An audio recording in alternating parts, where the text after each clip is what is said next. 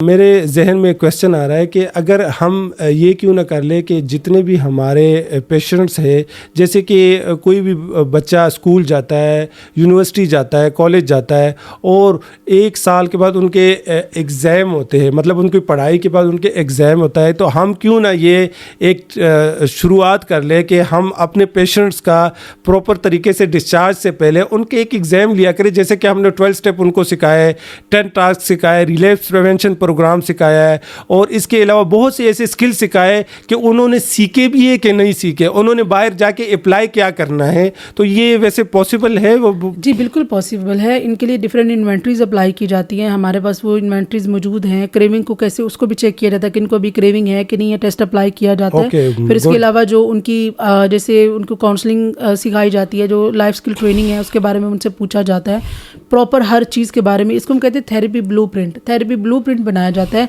जिसमें पेशेंट से ये पूछा जाता है कि भाई अगर आप रिलैप्स हो गए तो आपने कैसे मैनेज करना है। तो वो जो टूल्स आपने उनको बताए हैं वो उनको बताते हैं कि भाई ये टूल्स हैं और हमने इसको अप्लाई करना है। अगर तो वो उसको बता पा रहा है और उसको मैनेज कर पा रहा है तो इसका मतलब he is ready to go. लेकिन अगर वो उन टूल्स को अप्लाई नहीं कर पा रहा, उनको पता ही नहीं है कि टूल्स क्या हैं, तो उसको कभी भी आप मत भेजें, क्योंकि वो फिर उस सिचुएशन को हैंडल नहीं कर पाएंगे। तो ये जो एक आप टेस्ट की बात कर रहे हैं, तो ये होता है यहाँ पे कि हम उनको प्रॉपर शुरू से लेकर एंड तक जब करते हैं, जब डिस्चार्ज का टाइम आता है तो उनका थेरेपी ब्लूप्रिंट बनाया जाता है कि उन्होंने अब तक क्या सीखा, कैसे सीखा और आगे फ्यूचर में उनको कैसे अप्लाई करना है। इवन के एंटीसिपेटरी इवेंट्स को भी डिस्कस किया जाता है। फॉर एग्जाम्पल अगर आप रिलैप्स हो जाते हैं खुदा ना खास्ता, तो तब आप क्या करेंगे, या अब आप हमें ये बताएं कि फ्यूचर में अगर आप रिलैप्स होंगे तो उसकी क्या वजह हो सकती है। तो हम इस तरह के क्वेश्चंस और इस तरह की प्रैक्टिस उनको यहाँ से करा के भेजते हैं। अब ये होता है कि सारे ट्रीटमेंट के बाद भी कुछ ऐसी चीज़ें हो जाती हैं कि उनकी प्रॉपर शायद लर्निंग नहीं हुई, किसी चीज़ को उन्होंने सही से सीखा नहीं, उनको अप्लाई नहीं किया।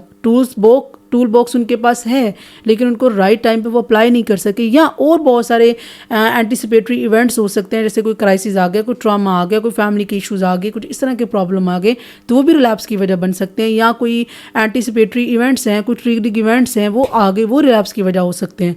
तो मल्टीपल फैक्टर्स होते हैं, इसीलिए हम कहते हैं कि फॉलोअप ज़रूरी है, कि पता चल रहा होता है कि ऑन गोइंग जब वो बाहर हैं उस वक्त कोई मसला उनको हुआ तो वो यहाँ डिस्कस कर लें। उनको नहीं पता, हो सकता है वो रिहैबिलिटेशन सेंटर में ना डिस्कस हुआ हो या पहले उसकी लाइफ में ना हुआ हो, एक नया वाक़या हो गया, जैसे कि ट्रांजिशन होती है, किसी की डाइवोर्स हो जाती है, किसी का ब्रेकअप हो जाता है, किसी को जो है वो कोई आपकी फैमिली में किसी की डेथ हो जाती है, तो उनके लिए भी एक ट्रॉमा है, तो वहाँ पर रिलैप्स हो सकते हैं। इसलिए हम फॉलोअप रखते हैं कि आपने आना है, डिस्कस करना है, ताकि आप रिलैप्स से बच सकें। अच्छा, मुझे चूँकि हमारा तो एक वसी तजुर्बा है 10 साल इसमें एडिक्शन फील्ड में, मैं ये समझता हूँ कि जो नशे का मरीज़ है आफ्टर डिस्चार्ज मिनिमम 6 मंथ से लेके 3 इयर्स तक आपने अपने एक्सपर्ट से, अपने माहिर नफ्सियात से और अपने रिहेबिलिटेशन सेंटर्स के साथ जो है ना फॉलोअप्स रेगुलरली करने चाहिए, ताकि आपकी जो रिकवरी है वो 110% हो। ठीक है, आपने जैसे कि बाकी चीज़ों के लिए टाइम निकालना है,